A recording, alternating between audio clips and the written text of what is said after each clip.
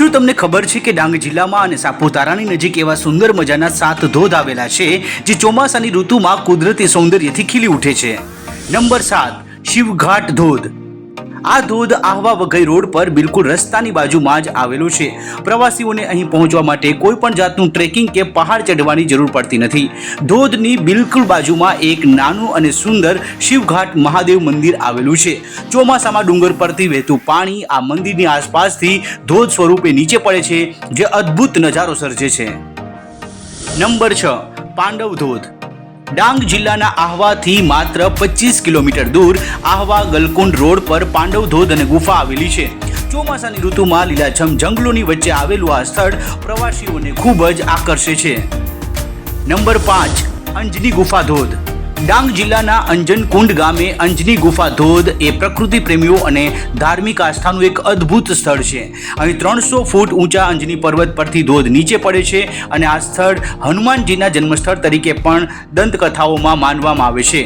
ધોધ અને ગુફા સુધી પહોંચવા માટે આશરે 20 થી 30 મિનિટ સુધીનું ટ્રેકિંગ કરવું પડે છે। નંબર 4 બરડા ધોધ। બરડા ધોધ એ ડાંગ જિલ્લાના મુખ્ય મથક આહવાથી મહાલ તરફ જતા માર્ગ પર આશરે 10 કિલોમીટરના અંતરે આવેલું એક ખૂબ જ રમણીય અને કુદરતી સ્થળ છે। આ ધોધ ચોમાસાની ઋતુમાં સક્રિય થાય છે અને તેની આસપાસની ગીચ વનરાજી પ્રવાસીઓનું મન મોહી લે છે। નંબર 3 કોસમાળ ધોધ। કોસમાળ ધોધ જે ભીગુ ધોધ તરીકે પણ ઓળખાય છે। 200 મીટરની ઊંચાઈ પરથી પડતો આ ધોધ ડાંગ જિલ્લાના વઘઈથી આશરે 12 કિલોમીટરના અંતરે આવેલા કોસમાળ ગામની સીમમાં આવેલો છે।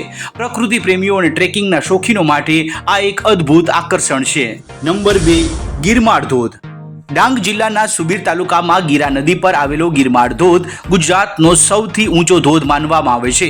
150 ફૂટની ઊંચાઈથી ધોધમાર પાણી પડતો આ નજારો ચોમાસાની ઋતુમાં સોળે કળાએ ખીલી ઉઠે છે।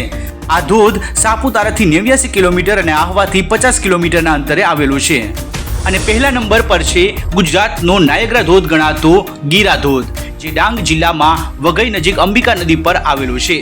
આશરે 75 થી 100 ફૂટની ઊંચાઈથી ધોધમાર પાણી નીચે પડે છે અને ચોમાસાની ઋતુમાં તેની આસપાસનો નજારો સોળે કળાએ ખીલી ઉઠે છે।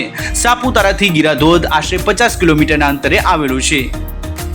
જો રીલ્સ પસંદ આવી હોય તો લાઈક કરજો અને જો આમાંથી કોઈ ધોધ જોયા હોય તો કોમેન્ટમાં તે ધોધનું નામ લખજો અને જો હજુ સુધી અમારી ચેનલને સબસ્ક્રાઇબ ન કરી હોય તો પ્લીઝ સબસ્ક્રાઇબ કરી લેજો। આભાર।